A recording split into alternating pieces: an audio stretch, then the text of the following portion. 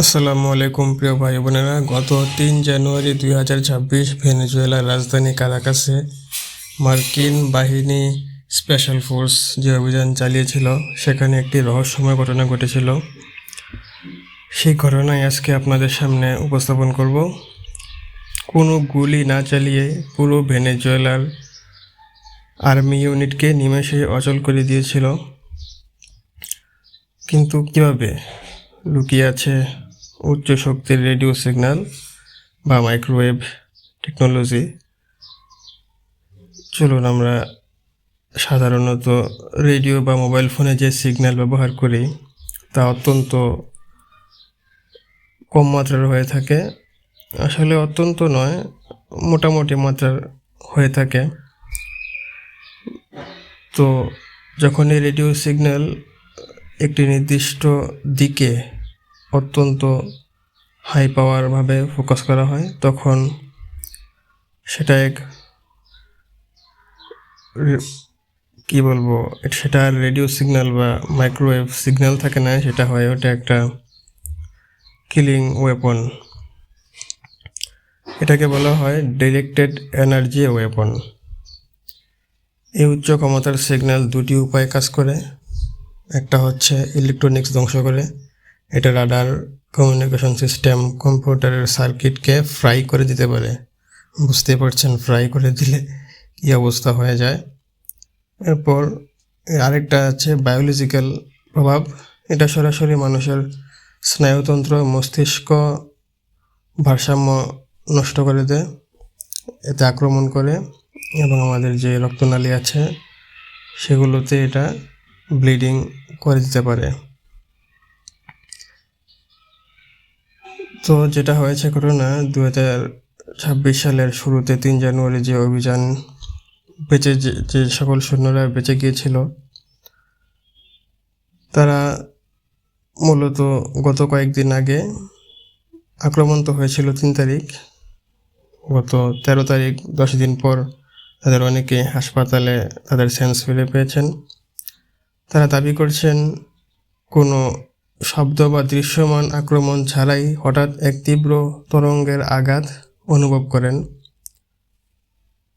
সৈন্যদের উপর 3টি প্রধান প্রভাব লক্ষ্য করা গেছে। সেটা হলো ভেস্টিবুলার ডিসরাপশন। সৈন্যরা দাঁড়িয়ে থাকার ক্ষমতা হারিয়ে ফেলেছিল, মনে হচ্ছিল পৃথিবী ঘুরছে, এবং তীব্র বমি ভাব, মাথা ঘোরার সৃষ্টি হয়েছিল। অভ্যন্তরীণ রক্তপাত বা ইন্টারনাল ব্লিডিং।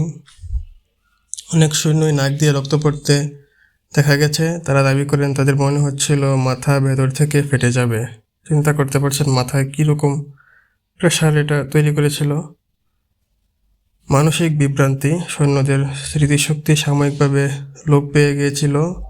তারা কোনো নির্দেশ পালন করার ক্ষমতা হারিয়ে ফেলবে, এটা স্বাভাবিক। তাদের শারীরিক অবস্থা খারাপ, সেখানে তারা কি কাজ করতে পারে।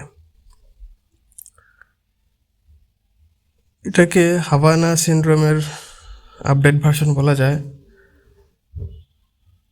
তারপর আরেকটা হচ্ছে ড্রোন থেকে নির্গত বিম।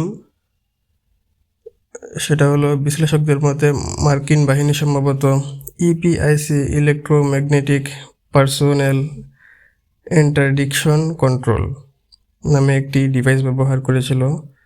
এটি সরাসরি মানুষের কানের ভেতরের ভারসাম্য কেন্দ্র বা ভেস্টিবুলার সিস্টেমে গোলযোগ সৃষ্টি করে, অর্থাৎ ভারসাম্য নষ্ট করে দেয়। মানুষ সোজা হয়ে দাঁড়িয়ে থাকতে পারে না। এর পাশাপাশি মাইক্রোওয়েভ পালস ব্যবহার করে ভেনেজুয়েলার রাডার নেটওয়ার্ককে পুরোপুরি ডিসেবল করে দেওয়া হয়েছিল। ফলে তাদের আকাশ এয়ার ডিফেন্স সিস্টেম কিছুই দেখতে পায়নি।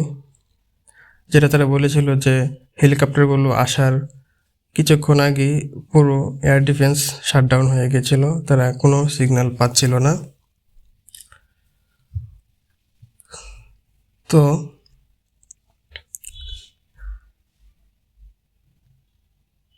আমাদের এখানে যে হাই পাওয়ার রেডিও ফ্রিকোয়েন্সি এবং মাইক্রোওয়েভ যখন একটি নির্দিষ্ট লক্ষ্যবস্তুতে উচ্চ মাত্রায় প্রয়োগ করা হয়, তখন তা ডিরেক্টেড এনার্জি ওয়েপন হিসেবে কাজ করে। এটা কেবল ইলেকট্রোলাইটস নষ্ট করে না, মানুষের শরীর মস্তিষ্কের উপর আঘাত হানে।